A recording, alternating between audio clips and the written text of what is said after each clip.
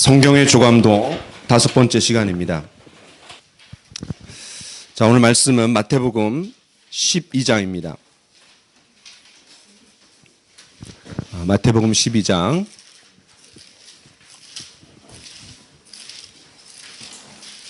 32절, 마태복음 12장 32절.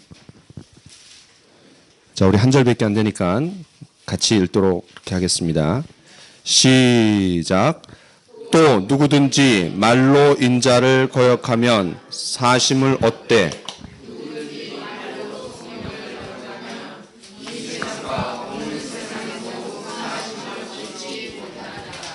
아멘.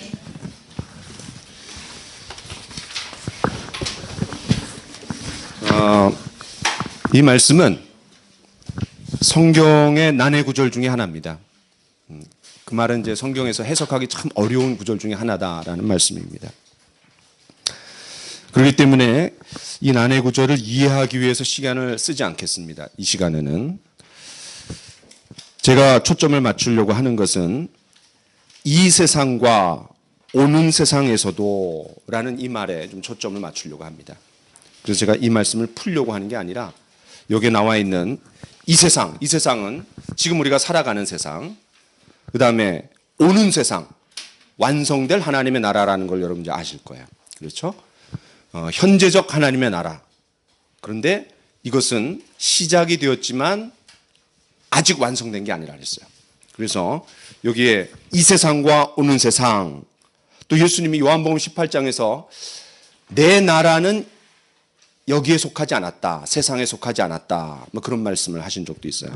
그래서 그런 측면에서 좀 말씀을 보려고 합니다. 자,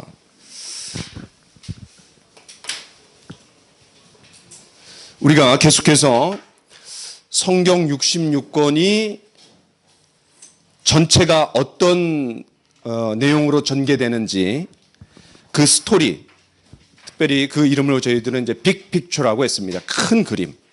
우리가 이해할 수 있는 쉬운 개념으로는 숲을 보는 거죠. 숲을. 나무 하나하나를 보는 게 아니라 숲을 보는 겁니다. 성경 전체가 어떻게 생겨 먹었는지, 또 어떤 스토리로 전개되는지 그 전체 큰 그림을 좀 보려고 하는 중에 있습니다. 그래서 조감도라는 말 자체가 세 조자에다가 내려다 볼 감, 그래서 위에서 내려다본다, 새가 위에서 내려다보는 것처럼 전체적인 시야를 한눈에 탁 볼 수 있는 그런 내용으로 좀 전개하고 있습니다. 성경 전체를 관통하는 주제를 하나 뽑으라고 한다면 그건 당연히 하나님의 나라입니다.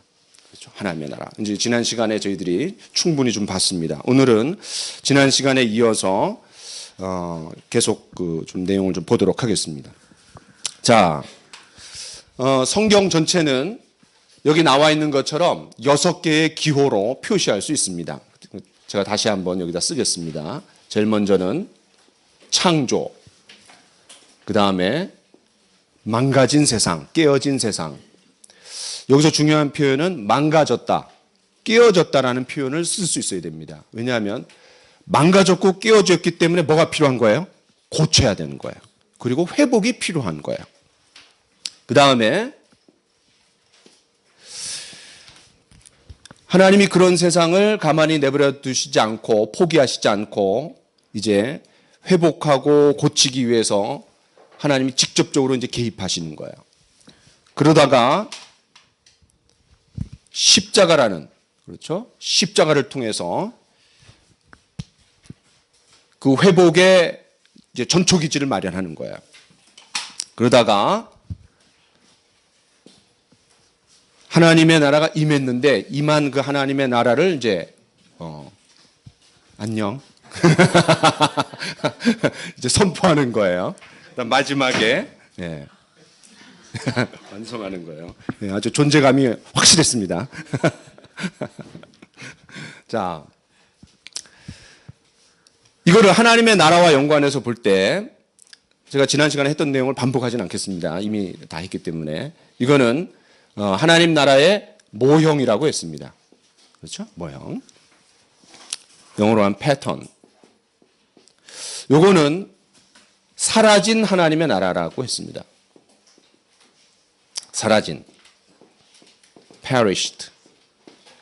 그 다음에 세 번째는 뭐죠? 약속된, 그렇죠? 약속된 하나님의 나라. 그래서 promised. 그런데 성경은 이 부분에 상당히 많은 분량을 할애하고 있어요. 창세기 12장부터 말라기까지니까 성경의 한 5분의 3 정도, 5분의 3 정도를 여기다가 할애하고 있습니다. 엄청나게 많은 양이에요. 그런데 여기는 특별히 세 부분으로 나눠진다 그랬어요. 약속된 하나님의 나라, 두 번째 뭐였죠? 예, 부분적 하나님의 나라입니다. partial. 그 다음에 세 번째는 예언된 하나님의 나라. prophesied라고 얘기했습니다. 그 다음에 십자가는 현재적 하나님의 나라라고 했습니다. 완성되진 않았지만 하나님의 나라가 이미 이 땅에 침투해 들어온 거예요. 그래서 present. 그 다음에 여기는 선포된 하나님의 나라라고 했습니다. 그 이미 침투해 오고 우리가 경험하고 누리는 하나님의 나라를 전하는 거예요. proclaimed. 뒤에다가 이제 킹덤을 붙이면 다 이제 온전한 의미가 되는 거죠. 자, 마지막은 완성된 하나님의 나라. 영어로 하면 perfected kingdom 이렇게 얘기할 수 있습니다. 오늘 제가 이제 초점을 맞춰서 보려고 하는 부분은 요 부분적 하나님의 나라부터 끝까지 좀 보려고 합니다. 자, 하나님의 나라의 공식이 있습니다. 다시 말해서 하나님의 나라를 이루는 네 가지 요소. 같이 한번 해볼까요? 첫 번째 뭐죠? 하나님의 백성이 하나님의 임재하시는 땅에서 하나님의 통치를 받아 하나님의 복을 누리는 거예요. 그 원형을 어디서 찾아볼 수 있죠? 에덴 동산에서 찾아볼 수 있는 거예요. 그렇죠? 이 개념은 에덴 동산에서 나온 거예요. 하나님의 백성이 누구죠? 아담과 하와가 하나님의 장소에서 에덴 동산에서 하나님의 통치를 받아 하나님이 주신 그 명령이 있어요. 아담과 하와에게. 그 통치를 받아 그다음에 하나님의 복을 누리는 거예요. 그런데 두 번째는 거기서 이제 쫓겨나는 거예요. 그렇죠?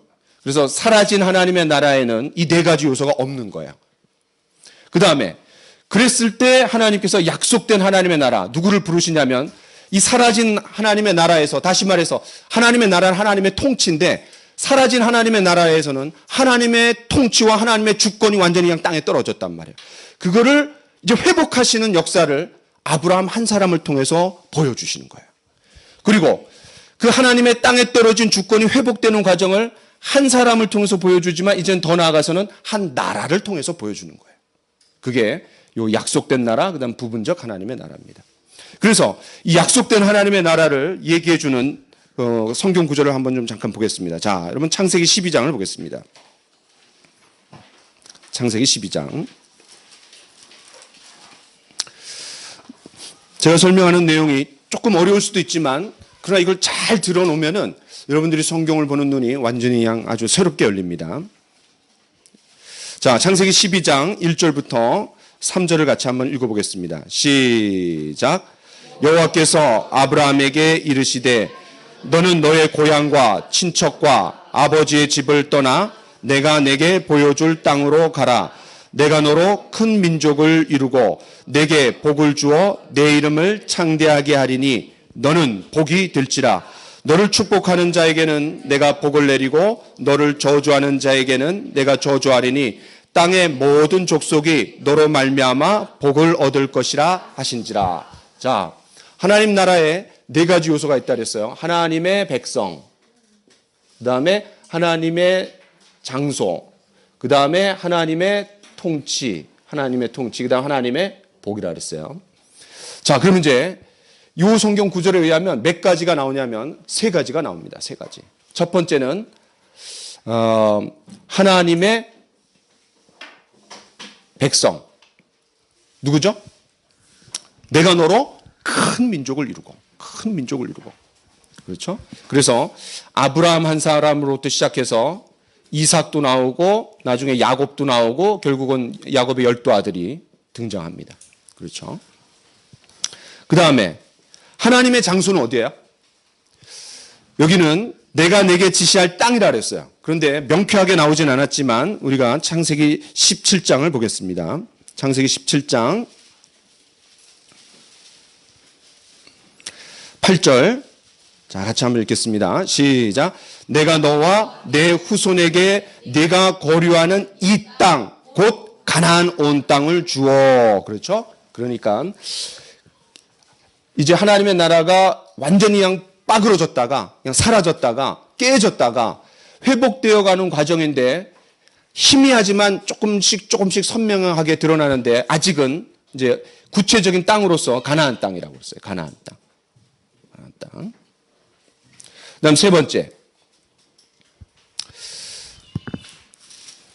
다시 창세기 12장으로 넘어오면 하나님이 모든 족속이 복을 얻는다고 했어요.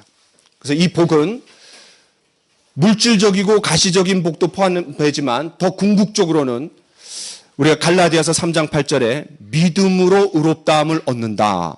그렇지? 그거를 우리가 봤어요. 그래서 여기서 말하는 복은 궁극적으로는 영적인 복이에요. 예수님을 통해서 모든 죄가 용서받고 또 예수님을 통해서 의롭다함을 받는다. 그게 모든 이방 족속이 복을 얻는 거다라고 우리가 갈라디아서 3장 8절을 이미 봤습니다. 그런데 아직 여기에는 뭐가 좀 희미하냐면 하나님의 통치, 다시 말해서 그 통치하시는 왕에 대한 개념이 아직은 선명하게 드러나 있지 않습니다. 자, 우리가 이제 여기까지 하고 자, 이제 부분적 하나님의 나라를 보겠습니다. 자, 부분적 하나님의 나라는 하나님의 백성이 뭐야? 하나님의 백성. 하나님의 백성. 자, 부분적 하나님의 나라, 하나님의 백성은 자, 열왕기상을 한번 보겠습니다. 열왕기상. 열왕기상. 오늘 이제 열왕기상에서 여러 말씀을 볼 텐데 여러분 열왕기상을 머릿속에 탁 기억해 놔야 돼요. 아, 하나님의 나라가 성경이 전개되어 나가는 흐름에서 열왕기상은 너무너무 중요한 거예요. 왜냐하면 열왕기상에 뭐가 나오냐면 솔로몬의 통치가 나와요. 그러니까 이스라엘이라는 한 나라의 가장 정점이에요. 정점. 그러니까 자, 열왕기상을 좀 보겠습니다. 제가 이제 설명하는 구절들을 보면은 왜 중요한지 여러분 아실 거예요. 열왕기상 4장을 보겠습니다. 열왕기상 4장. 20절. 열왕기상 4장 20절. 시작. 유다와 이스라엘의 인구가 바닷가의 모래같이 많게 되매 먹고 마시며 즐거워하였으며. 야, 그러니까 솔로몬 시대에 그냥 이스라엘의 절정의 시대에 그 표현을 뭐라 그러냐면 유다와 이스라엘의 인구가 바닷가에 모래같이 많아졌다라는 거예요. 그런데 자, 여러분 창세기 22장을 보겠습니다. 창세기 여기 손을 잡고 창세기 22장 17절로 가보겠습니다.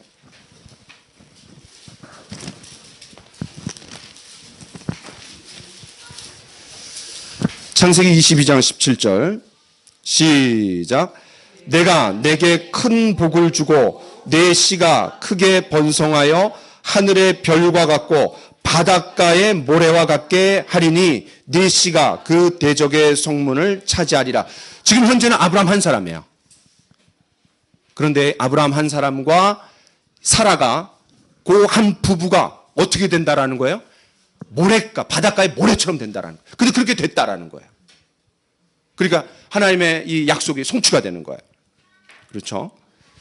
그러니까 이 부분적인 하나님의 나라에서는 한 사람이 여러분 이제 이 과정을 다 아세요. 한 사람이 아브라함 한 사람을 통해 갖고 창세기가 끝날 때는 몇십 명이 되냐면 70명이 돼요. 요 70명이 애굽으로 들어가는 거예요. 그래서 출애굽기 1장에도 보고 또 46장에도 보면 70명이 들어갔다 그랬어요. 나중에 그 70명이 어떻게 되는 거죠? 장정만 60만 명이 나오는 거예요. 그렇죠? 장정만 60만. 그러다가 이제는 바닷가의 모래처럼 되는 거예요. 바닷가의 모래처럼. 그렇죠. 엄청나게 하나님 백성이 엄청나게 늘어나는 거예요. 그래서 성경적으로 치면은 창세기 12장부터 출애굽기 18장까지 여기까지 하나님의 백성이 아주 희미하게 시작이 돼갖고 약 장정만 60만 명이니까 그거를 여자와 애들과 노인네들 다 합하면 한 300만 명이 되는 거예요. 그래서 출애굽해갖고 애굽을 탈출해갖고 한 나라를 이룰 수 있는 백성으로 준비된 그 때가 출애굽기 18장까지 다시 말해 시내산에 도착할 때까지 거기까지는 하나님의 백성이 준비되는 과정을 그리는 거예요. 성경이.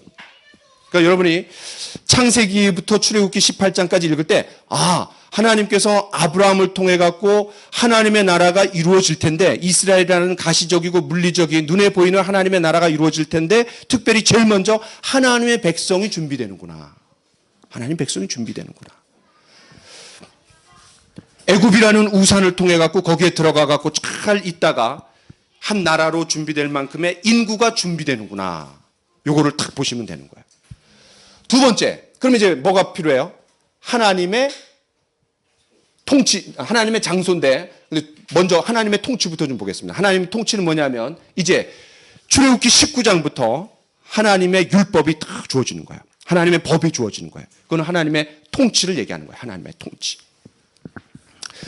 자, 출애굽기 24장을 보겠습니다. 출애굽기 24장.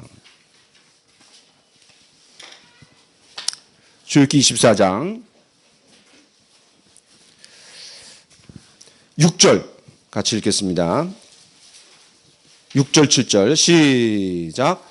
모세가 피를 가지고 반은 여러 양푼에 담고 반은 제단에 뿌리고 언약서를 가져다가 백성에게 낭독하여 듣게 하니 그들이 이르되 여호와의 모든 말씀을 우리가 준행하리이다. 그래서 19장에서 시내산에 도착했고 이스라엘 백성들이 그 도착한 이스라엘 백성들에게 하나님께서 10계명을 주시는 게 20장이고 21장, 22장, 23장이 그 10계명을 정치, 경제, 문화, 사회, 교육 모든 분야에서 확대해서 설명한 게 3장이고 그 다음에 24장에 그 하나님의 통치의 법을 주신 것을 이제 언약을 가져다가 그거를 서로 이제 언약을 맺는 거예요. 자, 이거와 연관해 갖고 우리 열왕기상으로 좀 가보겠습니다. 열왕기상. 자, 열왕기 4장이 되게 중요하다 그랬어요. 열왕기 4장.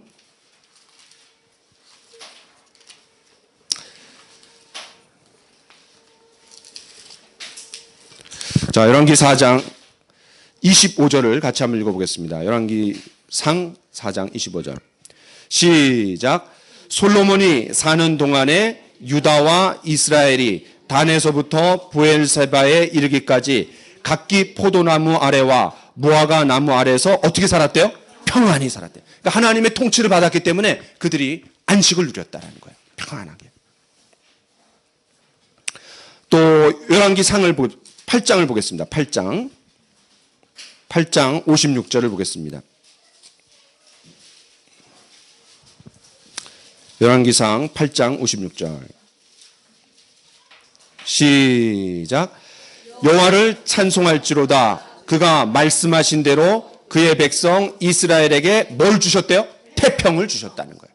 그러니까 하나님의 통치를 받아서 그 통치 가운데 살았을 때 다윗과 솔로몬 시대에 가장 그런 그냥 절정의 시대에 하나님의 복을 아주 그냥 마음껏 누렸다라는 거예요. 그래서 하나님의 백성은 창세기 12장부터 아브라함 한 사람으로부터 출애굽기 18장까지고 그 다음에 하나님의 통치는 출애굽기 19장부터 민수기 10장 10절까지 민수기 10장 10절까지 왜냐하면 이 기간에 뭐가 어디 있었냐면 시내산에서 있었어요. 시내산에.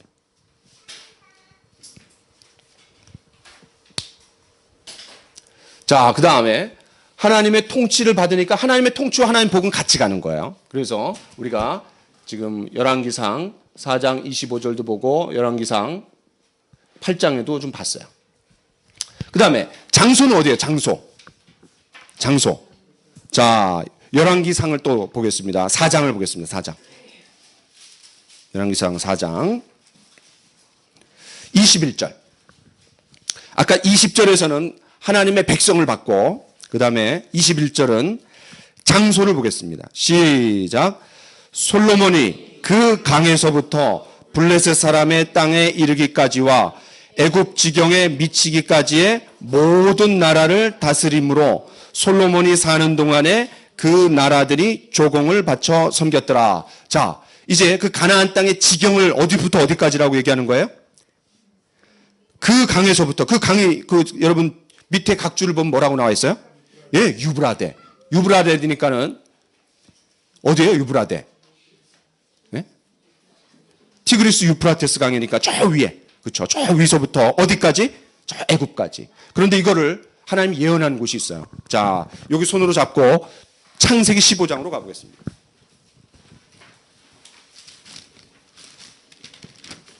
창세기 15장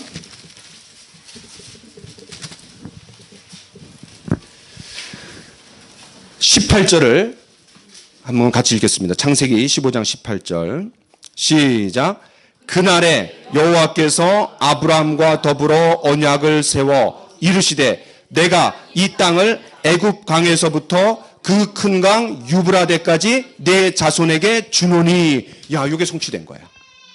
이 창세기 15장은 하나님과 아브라함이 언약을 맺는 거잖아요. 그래갖고 네 백성이 그 애굽 땅에 갔다가 4대 만에 돌아온다. 그래갖고 한 나라를 이룰 텐데 그 나라의 경계가 위로는 유브라데 저 위에, 그다음 아래로는 애굽 강까지 큰 나라를 다스리는 거야. 그래서 이 부분적 하나님의 나라는 하나님의 백성이 준비됐고 하나님의 장소에서 하나님의 통치를 받아 그들이 평안하게 사는 거예요. 그런데 여기에 놀라운 점은 아까 약속된 하나님의 나라에서는 희미했지만 이제 이 희미했던 하나님의 왕적 통치가 선명해지는 그 누구를 통해서요? 다윗, 그 다음에 솔로몬을 통해서 하나님의 통치가 이제 요거와 요거의 차이는 요거에는 통치자가 없어요. 근데 여기에는 하나님의 통치자가 있는 거예요. 하나님 통치자. 다윗. 특별히 다윗을 통해 갖고. 그래서 요거의 차이예요. 요거와 약속된 하나님의 나라와 부분적 하나님의 나라는 이 차이가 있는데 다른 모든 약속들은 선명하게 성취됐고 여기에 없는 요소가 뭐냐면 하나님의 왕적 통치가 이제 다윗을 통해서 이루어진다는 거예요. 그런데 물론 이런 하나님의 통치가 다윗을 통해서 가시적으로 드러나지만 우리는 두 가지를 생각해야 돼요. 첫 번째는 그 다윗의 통치가 새로웠지만 그러나 온전했나요? 완전했나요? 그렇지 않았어요. 다윗이 결국은 밧세바를 범하고 또 간음하고 살인하고 또 거짓말하고 하여튼 십계명을 다 어겼어요. 그러면서 이 다윗조차도 하나님이 궁극적으로 원하시는 그런 왕적 통치의 온전한 계승자는 아니구나라는 것을 우리가 이제 아는 거예요. 또 하나 우리가 확인해야 될 건 뭐냐면 그 왕이 주어지기까지의 과정을 좀 봐야 돼요. 자, 어디를 보냐면 사사기를 보겠습니다. 사사기 3장을 보겠습니다. 사사기 3장.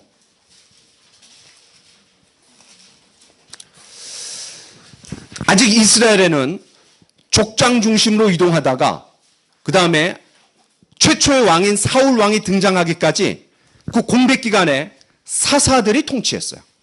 아직 왕정 국가가 되기 전에 12지파가 쪼개져 갖고 사사들에 의해서 통치되는 그런 지파 공동체의 과정을 거치는 거예요. 그런데 그 과정을 조금 우리가 보려고 합니다. 자, 사사기 3장. 자, 어디를 보냐면은 7절부터 좀 보겠습니다. 7절. 자, 여러분 펜을 들고 제가 동그라미 하라고 하는데 꼭 동그라미 하세요. 자, 7절부터 읽겠습니다. 시작. 이스라엘 자손이 여호와의 목전에 악을 행하여, 그 악에다가 동그라미 치세요. 악. 계속 읽겠습니다. 자기들의 하나님 여호와를 잊어버리고 바알들과 아세라들을 섬긴지라. 그다음 8절 시작. 여호와께서 이스라엘에게 어떻게 하사? 진노하사. 거기다. 그러니까 이스라엘 백성들이 하나님의 은혜로 가나안 땅에 들어갔는데 그 하나님을 잊어버리고 다른 나라 신들을 섬기는 거예요. 요즘 말로 하면 뭐예요? 그냥 이 세상 문화에 동화돼 버리는 거예요. 돈신, 쾌락신, 권력신 이런 것들을 섬기고 사는 거예요. 그때 하나님께서 어떻게 하시는 거예요? 진노하시는 거예요. 하나님 심판하시는 거예요.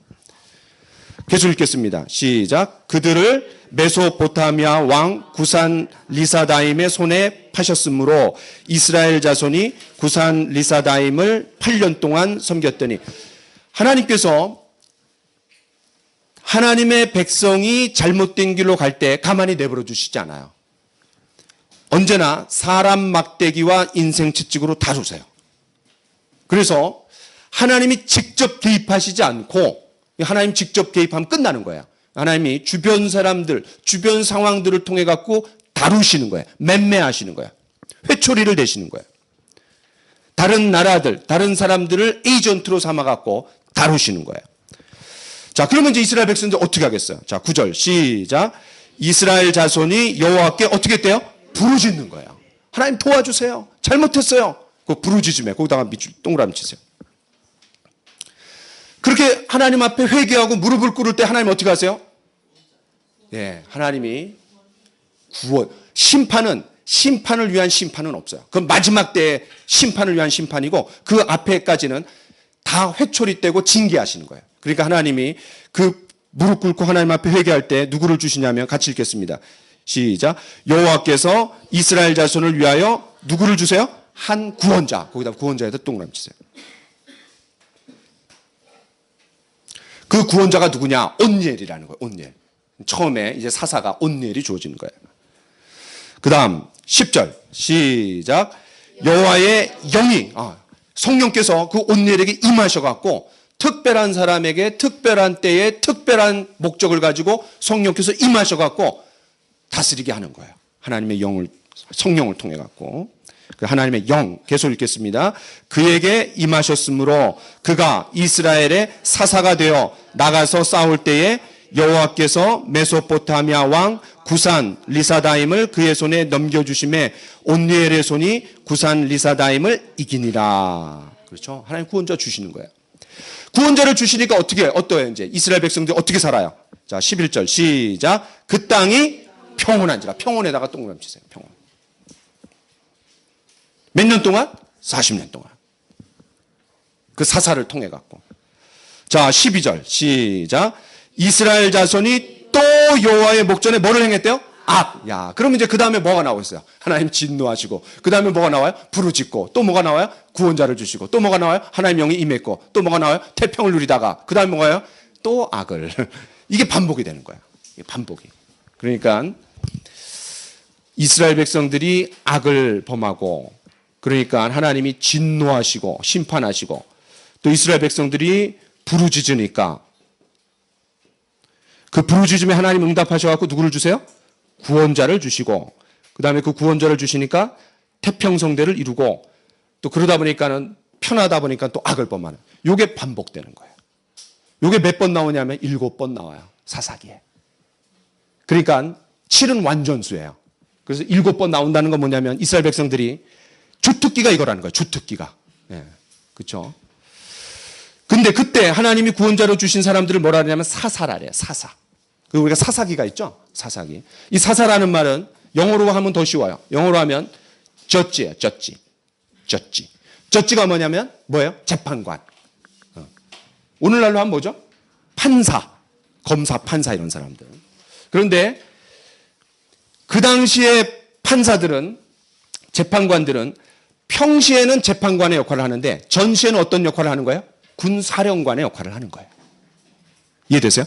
그래서 이 사사시대는 아직 그 과정이에요. 중독이에요. 중독이. 아직 왕이 나오기까지. 그래서 이 사사가 하는 역할은 재판과 그 다음에 군사령관 역할을 하는 거예요. 그런데 이 사사시대를 지나갔고 왕정시대로 갈 때는 재판하고 군사령관의 역할을 하는 사람이 누구예요? 그게 이제 왕이 되는 거예요. 왕. 이해되세요? 자, 이스라엘을 통치하는 세 종류의 사람들이 있어요. 누구죠? 기름 부음을 받는 세 종류의 사람들. 첫 번째 누구죠? 선지자. 그렇죠? 두 번째 누구죠? 제사장. 세 번째 누구죠? 왕입니다. 그런데 선지자는 아브라함 때부터 이미 선지자라 그랬어요. 아비멜렉이 야, 그 선지자 아니냐? 이스라엘 아브라함을 보고. 그러니까 하나님의 계시를 받아갖고 그를 이루는 사람들은 언제든지 있었어요. 그 다음에 왕이 세워지는 때가 언제예요? 이 성경의 역사에서 왕이 세워지는 때가. 그게 사사시대에서 왕정시대로 넘어가는 그 과도기인데, 그 과도기에, 자, 여러분 이제 사무엘 8장을 보겠습니다. 사무엘 8장. 사무엘 8장. 자, 여러분 머릿속에 사무엘상 8장을 반드시 기억하고 있어야 돼요. 왜냐하면 구약 성경은 이스라엘의 이야기인데 그 이스라엘을 다스리는 세 종류의 사람들이 등장하는 왕이 첫 번째로 등장하는 게 요 사무엘상 8장이에요. 그러니까 얼마나 중요하겠어요. 자, 8장 5절을 같이 읽겠습니다. 시작. 그에게 이르되 보소서 당신은 늙고 당신의 아들들은 당신의 행위를 따르지 아니하니 모든 나라와 같이 우리에게 뭐를 세워달라고요? 왕을 세워달라는 거예요. 왕을. 근데 여기서 중요한 거는 모든 나라와 같이예요. 거기다 한 빗줄 치세요. 모든 나라와 같이. 지금 뭐죠? 가나안 땅에 들어가서 살다 보니까 그 주변에 왕정 국가들이 있어요. 근데 걔네들이 우리랑 너무나 달라. 근데 걔네들의 입장에서 보면 이스라엘이 또 달라요. 왜냐하면 지네들은 다 왕이 있는데 걔네들은 왕이 없잖아, 이스라엘은.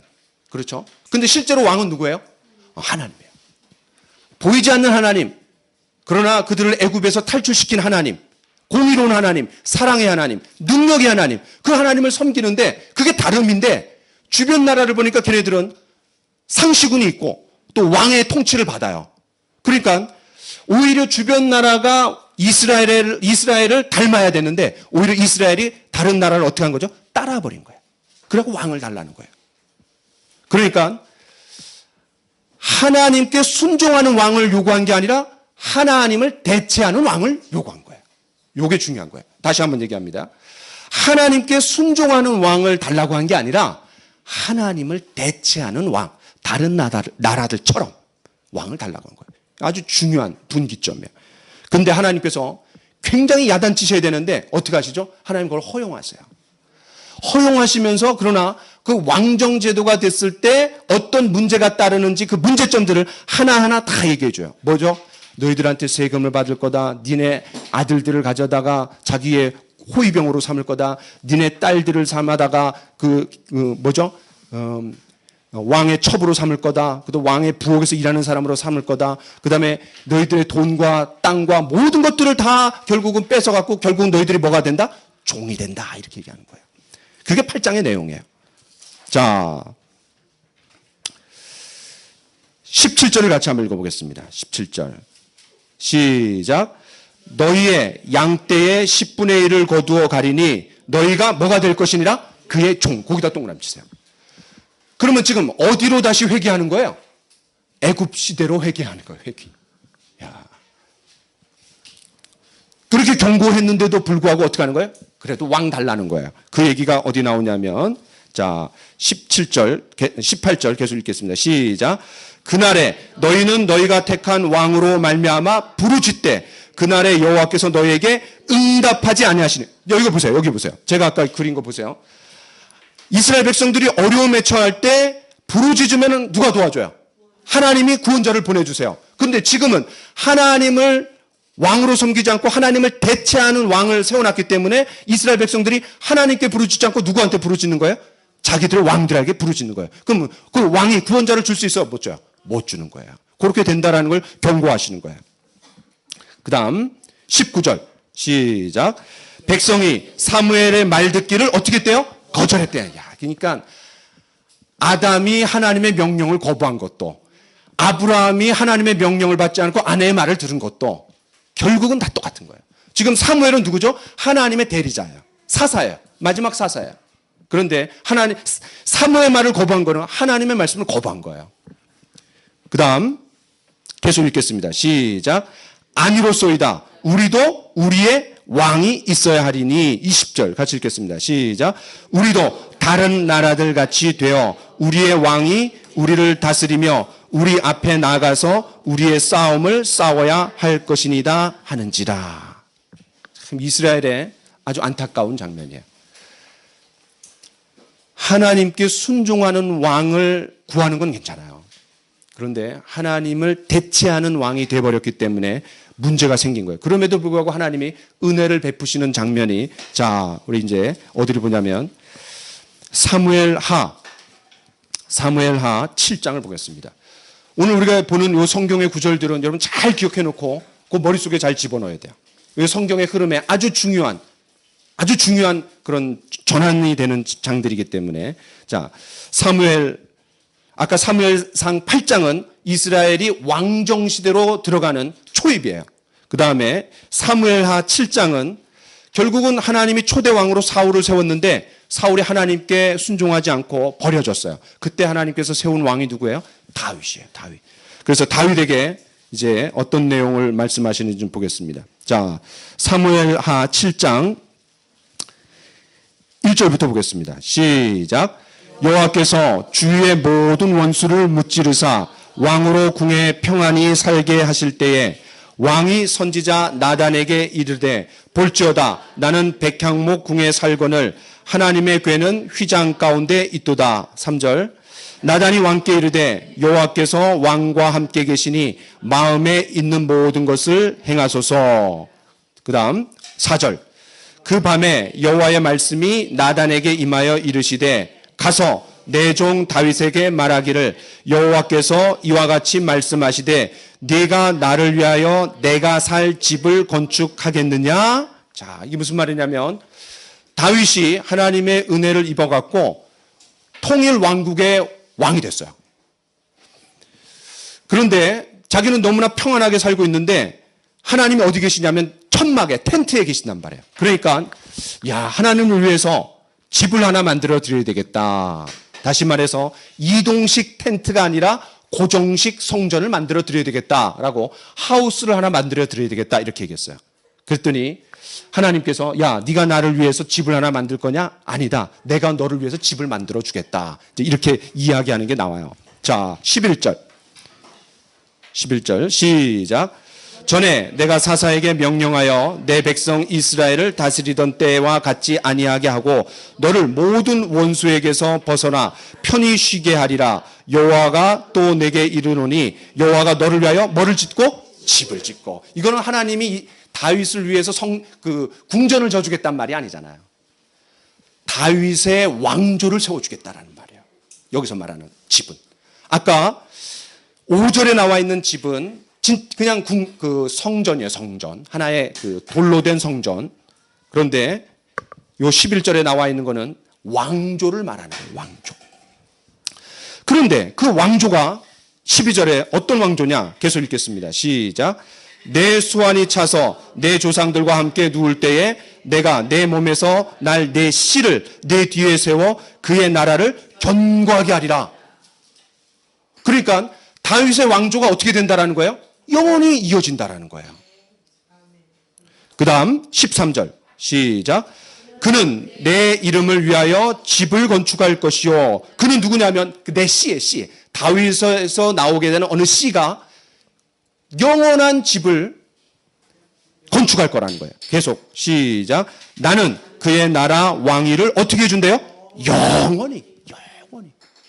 그러니까 다윗이 아들을 낳았을 때, 솔로몬을 낳았을 때 솔로몬인가? 근데 결과적으로는 우리가 성경을 알기 때문에 솔로몬이 기예요, 아니에요? 아닌 거예요. 또 솔로몬의 아들 르호보암이 나타났을 때 르호보암인가? 아니에요. 왜냐하면 르호보암 때 나라가 깨졌어요. 결국은 나중에 어떻게 돼요? 나라가 북쪽과 남쪽으로 나라가 쪼개져 갖고 북쪽이 먼저 멸망하고 남쪽도 멸망해요. 그러니까 이 부분적 하나님의 나라는 완성될 하나님의 나라의 요소들을 다 가지고 있어요. 하나님의 백성도 있죠. 하나님의 장소도 있죠. 하나님의 통치도 있죠. 심지어는 다스리는 왕까지 다 나왔어요. 요소가. 그러나 결국은 어떻게 됐어요? 그거는 실체가 아니라 그림자에 불과했다 이거예요. 그림자에. 그렇게 됐을 때, 자, 그럼 어디를 보시냐면 열왕기하를 보겠습니다. 열왕기하 17장. 여러분 머릿속에 열왕기상은 이스라엘의 정점을 찍었던 다윗과 솔로몬, 특별히 솔로몬 시대다.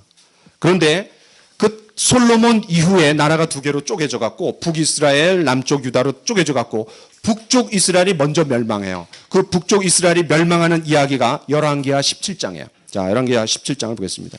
그러니까 여러분이 열왕기 하에 있는 다른 내용은 몰라도 17장은 알아야 돼요. 그리고 북이스라엘이 멸망했다. 자, 17장. 열왕기하 17장 7절부터 보겠습니다. 시작. 이 일은 이스라엘 자손이 자기를 애굽 땅에서 인도하여 내사 애굽의 왕 바로의 손에서 벗어나게 하신 그 하나님 여호와께 죄를 범하고 또 다른 신들을 경외하며 8절. 여호와께서 이스라엘 자손 앞에서 쫓아내신 이방 사람의 규례와 이스라엘 여러 왕이 세운 율례를 행하였음이니라. 9절. 이스라엘의 자손이 점차로 불의를 행하여 그 하나님 여호와를 배역하여 모든 성읍의 망대로부터 견고한 성에 이르도록 뭐를 세웠대요? 산당을 세우고 우상숭배. 그러니까 결국은 우상숭배하고 성적으로 타락해갖고 결국 그들이 망하게 됐다. 이렇게 이 이야기를 하는 거예요. 자, 13절 시작. 여호와께서 각 선지자와 각 선견자를 통하여 이스라엘과 유다에게 지정하여 이르시기를 너희는 돌이켜 너희의 악한 길을 떠나 나의 명령과 율례를 지키되 내가 너희 조상들에게 명령하고 또 내 종 선지자들을 통하여 너희에게 전한 모든 율법대로 행하라 하셨으나 어떻게 했다라는 거예요? 14절 시작. 그들이 듣지 아니하고. 그러니까 결국 그래갖고 북이스라엘이 멸망했다라는 얘기를 하는 거예요. 그 다음 17절 시작. 또 자기 자녀를 어디로 지나가겠대요? 불 가운데로 지나가게 했고. 18절 시작. 여호와께서 이스라엘에게 심히 노하사 그들을 그의 앞에서 제거하시니 오직 유다 지파 외에는 남은 자가 없습니다. 그러니까 하나님이 사람 막대기와 인생 채찍으로 다루시겠다 그랬는데 북이스라엘이 우상숭배하고 성적으로 타락하니까 먼저 다루시는 거야. 언제? BC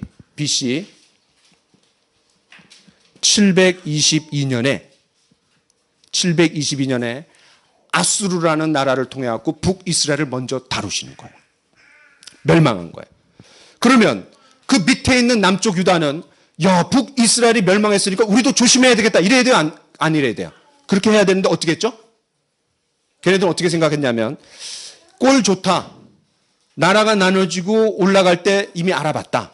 그리고 니네들은 성전이 예루살렘에 있는데 감히 단과 세겜에다가 성전을 똑같이 만들어 놓고 그러니까 성전이 지금 몇 개가 된 거예요? 3개가 된 거예요. 그러니까 성전을 임의로 만들어 놓고 그 성전을 만들었기 때문에 누가 필요해요? 성전을 운영하는 사람이 필요하잖아요. 그게 누구예요? 제사장. 그죠? 그 제사장을 코드 인사하는 거예요. 코드 인사. 그렇죠. 그러니까 레위 지파에서 제사장들이 나오고 또 성전을 그 성전을 섬기는 사람들이 레위 지파에서 나와야 되는데 자기한테 돈 갖다 주고 마음에 드는 사람들을 제사장으로 세우는 거예요. 그러니까 첫 번째는 성전을 아무렇게나 막 세웠고 두 번째는 제사장을 아무렇게나 세웠고 세 번째는 뭐냐면 절기를 아무렇게나 세웠어요. 절기를. 이게 문제예요. 이게 이스라엘 백성들의 문제예요. 그래갖고 멸망했어요. 그러면 이런 모습을 보고 얘네들이 경각심을 가져야 되는데 어떤 생각을 가졌냐면 야, 우리에게는 예루살렘 성전이 있다. 예루살렘 성전을 하나님께서 지정한 곳에 세우라고 그랬는데 거기다 세워졌다. 그럼 거기에 누가 있는 거예요? 하나님이 계신다. 이렇게 착각하는 거예요. 하나님 계신다. 그런데 그 착각이 보기 좋게 빗나가요. 그 보기 좋게 빗나가는 내용이 에스겔서입니다. 자, 에스겔서를 좀 보겠습니다. 에스겔. 자, 에스겔 6장을 보세요. 에스겔 6장.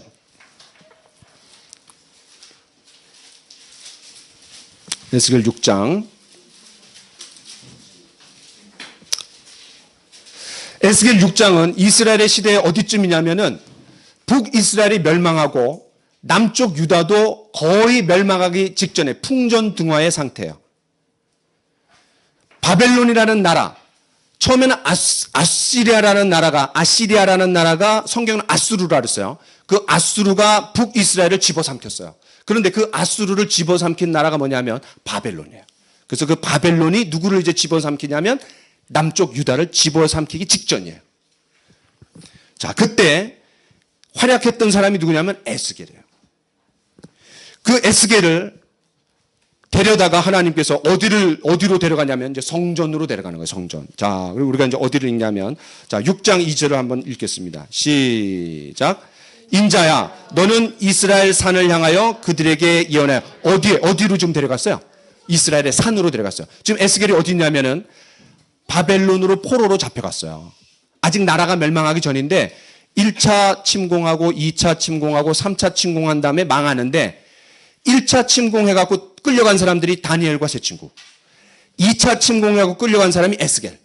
이제 3차 침공하면 끝나는 거예요. 그런데 아직 풍전등화의 상태에 있었을 때 끌려갔던 에스겔을 데려다가 내가 왜 남쪽 유다 이스라엘 백성들을 심판할 수밖에 없었는지를 이제 보여주는 거예요. 그런데 곧 데려다가 어디로 갔냐면 산에다가 데려가는 거예요. 산. 자, 그럼 이스라엘 산이 뭐가 문제였길래 그렇게 하나님께서 산으로 데려갔는지 보겠습니다. 3절 시작. 산들아, 주 여호와의 말씀을 들으라. 주 여호와께서 산과 언덕과 시내와 골짜기를 향하여 이같이 말씀하시기를 나 곧 내가 칼이 너희에게 임하게 하여 너희 산당을 멸하리니. 그러니까 산들에 뭐가 있었다는 거예요? 우상 숭배하는 산당들이 있었다는 거예요. 각 나라의 산당들이. 이거 다 누가 데려왔게요? 솔로몬이 그 주변 나라들하고 연합하면서 그 아내들을 데려오면서 아내는 항상 뭐를 가지고 와요? 우상을 가져오잖아요. 그 다음 4절 시작. 너희 제단들이 황폐하고 분향 제단들이 깨트려질 것이며 너희가 죽음을 당하여 너희 우상 앞에 엎드러지게 할 것이며. 그러니까 거기 우상들이 가득 찼다는 거예요. 야, 생각해보세요. 하나님이 거하시는 성전이 있는 예루살렘 주변 산에 하나님도 섬기지만 뭐도 섬긴 거예요? 우상들도 섬기는 거예요. 그러니까 이거는 이스라엘 사람들을 욕하지 마세요. 저와 여러분들도 하나님을 섬기지만 돈을 섬긴다든지 쾌락을 섬긴다든지 아니면 권력을 섬긴다든지 인기와 명예를 섬긴다든지. 어떻게 그런 걸 알고 또 기도하셨어요 오늘? 야, 기도가 오늘 난생 처음 들어보는 기도였어요. 이렇게 하지 마시고 이렇게 하지 말고 여기서 보호해주 해방시켜 주시고 아주. 자, 그 다음 이제 7장으로 가보겠습니다. 7장. 아까는 산이었어요. 자, 이제는 어디로 내려가는지 봅시다. 7장 2절 시작. 너 인자야, 주 여호와께서 이스라엘 땅에 관하여. 그 땅에다가 동그라미 치세요. 이제는 어디로 내려왔어요? 땅으로 내려온 거야, 하나님이. 근데 산이나 땅이나 똑같은 얘기예요. 자, 왜 똑같냐? 자, 3절 시작. 이제는 내게 끝이 이르렀나니 내가 내 진노를 내게 나타내어 내 행위를 심판하고 내 모든 가증한 일을 보응하리라. 그러니까 성경에서 가증한 일을 얘기할 때는 두 가지입니다. 하나는 우상 숭배고 성적인 타락이야. 그러니까 산 위에나 산 아래나 다 똑같다는 거야. 그 다음에 6절 시작. 끝이 왔도다. 끝이 왔도다. 끝이 내게. 세 번이나 반복하는 거야. 하나님이 세 번을 반복할 때는 엄하게 얘기하시는 거야. 그러니까 유다야, 착각하지 말아라. 너희들에게 성전이 있다고? 그 성전에 하나님이 계시기 때문에 우리는 망하지 않는다고? 천만에 너희는 하나님과 우상을 겸하여 섬겼다, 이 얘기예요. 그 다음 8장으로 넘어가 보겠습니다. 자, 처음에는 산, 그 다음에 땅. 이제는 어디로 갈 차례야? 이제는 성전으로 갈 차례야. 성전으로. 자,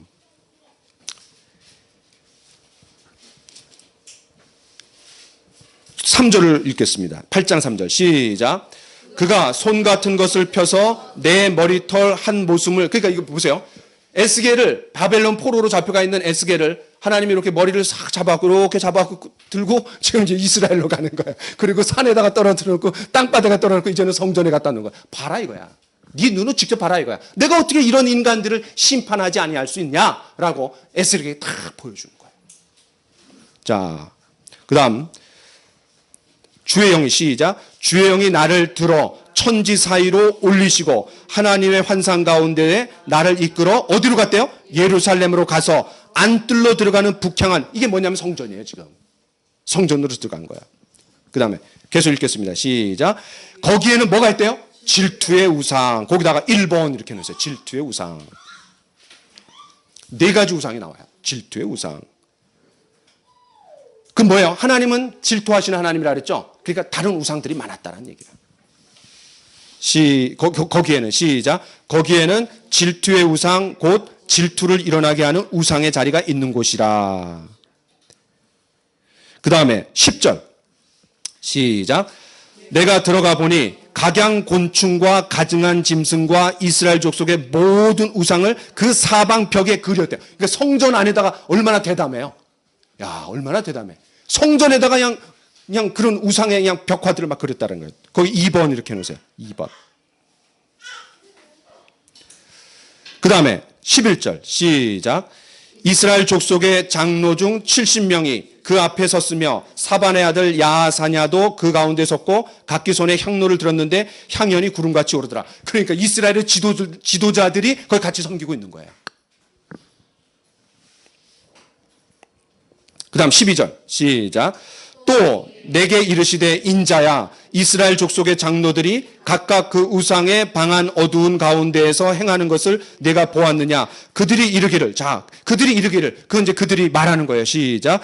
여호와께서 우리를 보지 아니하시며 여호와께서 이 땅을 버리셨다 하느니라. 야, 이 이스라엘의 지도자들이 하는 얘기예요. 하나님이 안 보신다 이거야. 그러니까 아담과 하와가 하나님의 명령을 어기고 타락했을 때 어디로 숨어요? 숲속으로 들어가는 거예요. 왜? 하나님이 안 보실지 몰라. 근데 하나님이 못 보시는 데가 어디 있어요? 그 다음에 14절 시작. 그가 또 나를 데리고 여호와의 전으로 들어가는 북문에 이르시기로 보니 거기에 여인들이 앉아 누구를 섬겼대요? 담무스. 이 담무스는 바벨론의 신이에요. 그 지금 세계 최강의 나라가 어디냐면 그 당시엔 바벨론이에요. 그러니까 세계 최강의 나라가 생길 수 있는 이유가 다 있는 거 아니냐.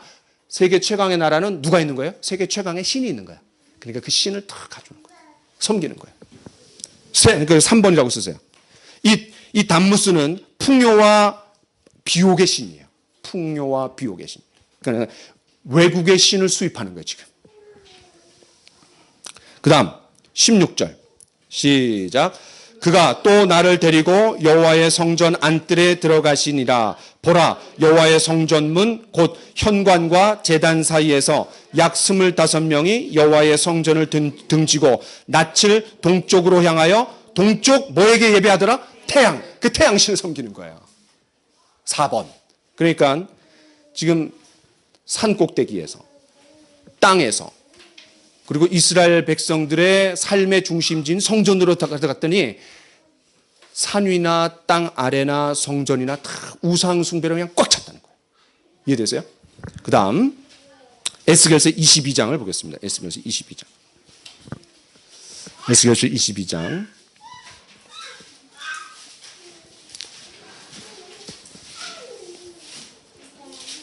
9절 시작.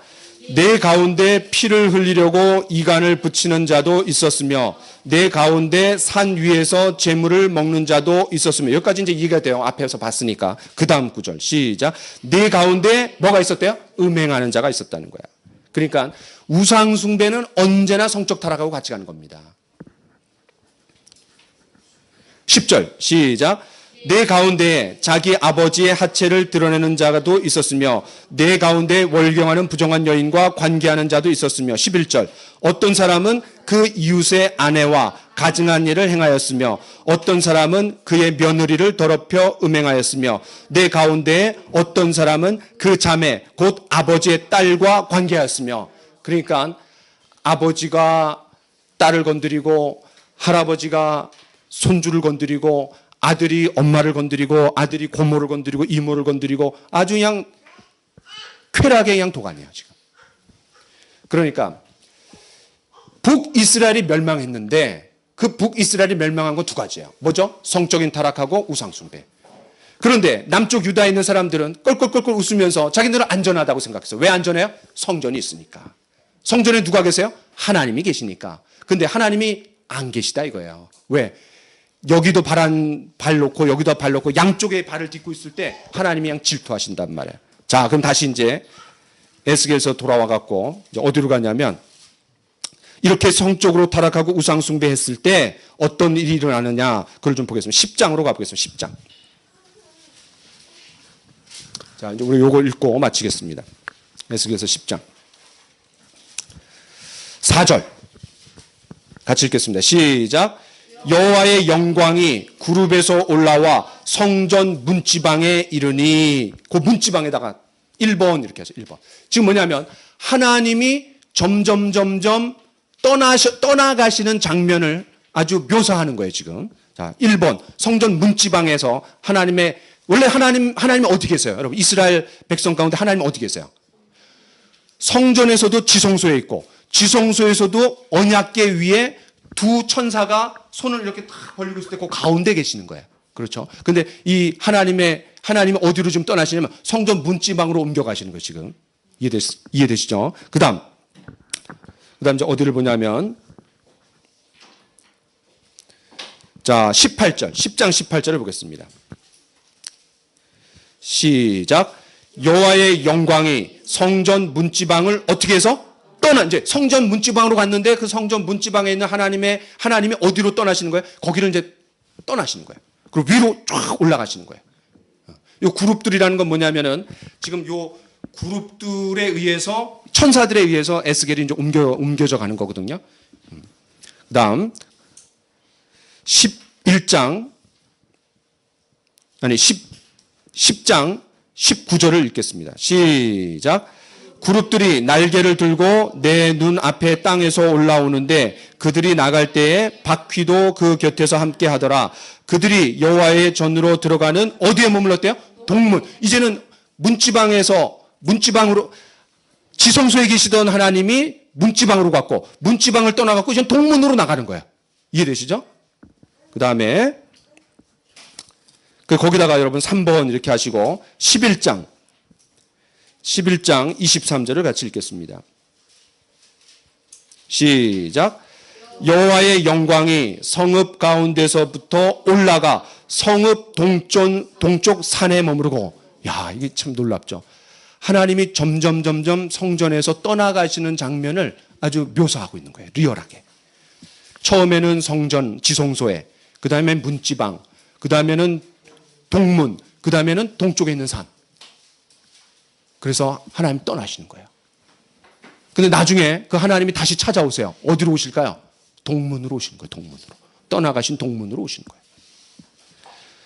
야, 그러니까 이제 마무리하겠습니다. 부분적 하나님의 나라는 이 땅에 가시적이고 물리적인 하나님의 통치를 받는 그 한 나라를 세웠어요. 거기에는 4가지 요소가 다 들어가 있어요. 하나님의 백성, 하나님의 장소, 하나님의 통치, 심지어는 하나님의 그런 통치하시는 모델인 다윗 왕까지 있었어요. 그런데 결국은 북쪽 이스라엘도 그렇고 남쪽 유다도 마찬가지고 우상 숭배와 성적인 타락으로 나라가 망한 거예요. 그때 예언자들이 역할을 해야 돼요. 그때 예언자들이 나타나갖고 그렇게 소망이 없고 완전히 그냥 좌절하고 무너진 그들에게 영원한 하나님 나라를 소개하는 거예요. 그렇기 때문에 그 이전에도 예언자들이 있었어요. 선지자들이. 그러나 그 예언자들은 뭐를 토대로 말씀했냐면 신의 산에서 하나님께서 주신 말씀, 언약, 그거에 근거해갖고 이스라엘에서 너희들이 잘못했기 때문에 돌아와야 된다. 이렇게 얘기했어요. 그렇기 때문에 그 이전의 선지자들은 많이 있었지만, 예를 들어서 나단 선지자, 갓 선지자, 엘리야, 엘리사 이런 선지자들이 많았지만 그들은 기록을 남길 필요가 없었어요. 왜? 이미 하나님이 주신 말씀에 근거해서 요 말씀에서 빗나갔다, 요 말씀에서 엇나갔다 이렇게 얘기만 하면 되니까. 그런데 여기서 말하는 예언자들은 누구부터 시작하냐면 이사야, 호세아, 아모스, 요엘, 나훔, 쫙 학개, 스가랴, 말라기 쫙 나와 있는 이 선지자들은 이미 하나님께서 주신 말씀을 근거해 갖고 그들에게 잘못했다 이렇게 얘기하는 게 아니라, 그것도 얘기하지만 더 중요한 거는 영원한 하나님 나라가 온다. 영원한 통치자가 온다. 이거는 구약 시대 때 줬던 하나님의 말씀하고는 색다른, 전혀 다른 차원의 말씀을 주시는 거예요. 그러니까 어떻게 해야 돼요? 기록을 해야 돼. 기록. 그래서 기록을 한 선지자들이 나오는 거예요. 이해되세요? 야, 저 요거 깨닫는데 40년 걸린 것 같아요. 40년. 나이로 치면 45년 걸린 것 같아요. 야. 왜 많은 선지자들이 있는데, 많은 선지자들이 하나님의 말씀을 받아갖고 이스라엘의 잘못을 깨우치게 하는 역할을 했는데, 어떤 사람은 글을 썼고 어떤 사람은 글을 쓰지 않았냐. 심지어 엘리야 같은 사람들은 얼마나 대단해요. 예수님께서 변화산에 가서 변화되실 때 모세와 엘리야가 나타났어요. 모세는 뭐죠? 율법을 대표하는 거고, 그 엘리야는 예언자들을 대표하는 거예요. 야, 그런데 그 엘리야는 글을 남기지 못했어요. 왜? 아직 이스라엘 백성들이 이 부분적인 하나님 나라를 이루어 갈 때는 이미 주어진 하나님의 말씀에 근거해서만 얘기하면 됐어요. 그런데 이제 새로운 차원의 하나님께서 말씀을 주시는 거예요. 그 대표적인 게 새 언약이에요. 새 언약. 또 영원한 하나님의 나라, 또 그 다윗을 대체하는 영원한 통치자, 그분이 오신다 이거예요. 그래서 그거를 예언했기 때문에 이거는 새로운 차원의, 구약을 뛰어넘는 새로운 차원의 하나님의 자기를 드러내시는 계시였기 때문에 그걸 기록으로 남겼어야 된다 이거예요. 자, 오늘은 요 4번에 대해서 제가 좀 초점을 맞췄는데 다음에는 5번 이후로 좀 내용을 전개해 나가겠습니다. 야, 이래갖고 언제 끝나나 모르겠어요. 그래서 여러분, 조금 어렵지만 이렇게 잘 이해가 안 됐거나 놓친 부분이 있으면 유튜브로 들어가서 자꾸 확인하세요. 그럼 여러분 성경을 흐름이 딱 잡히는 겁니다. 자, 기도하겠습니다. 사랑하시는 주님, 하나님의 백성, 이스라엘 백성들이 하나님의 통치를 받아 하나님의 복을 누렸지만, 그러나 그들의 곁눈질 때문에 그들의 마음에 불타오르는 정욕을 주체하지 못해서 이방신들을 섬기고 성적으로 타락하고 하나님을 저버리고 그들이 심판 가운데 국가의 내리막길을 걸었던 모습들을 잠시 보았습니다. 주님, 그들의 모습은 우리의 모습이고 그들의 현실은 우리의 현실입니다. 주님, 우리 자신을 볼 수 있는 거울로 삼을 수 있도록 도와주시옵소서. 그 결과 우리가 하나님으로부터 얼마나 엇나가 있는지, 얼마나 빗나가 있는지 잘 보고 우리 자신을 점검하고 다시 한번 주님 앞에 돌아오는 우리 모두가 될 수 있도록 인도하여 주옵소서. 주님, 우리 귀한 성도님들 하나님 말씀을 귀하게 여기고 이 말씀에 사로잡혀서 걸어다니는 성경이 되고 성경에 지배받는 삶을 살며 하나님의 말씀이 우리 각 사람을 읽어내는 그런 삶을 살기를 간절히 원하고 있습니다. 주님, 성경의 조감도 이 시간을 통해 우리의 눈을 열어 주시옵소서. 주님의 기이한 법을 보게 하여 주시옵소서. 우리가 성경을 펴서 읽을 때 그 성경 말씀이 살아 움직여서 우리와 대화하고 우리에게 말을 걸어오고 그 성경과 깊이 대화하는 우리 모두가 될 수 있도록 인도하여 주시옵소서. 주님께 간절히 부탁드리며 예수님의 이름으로 기도하옵나이다. 아멘.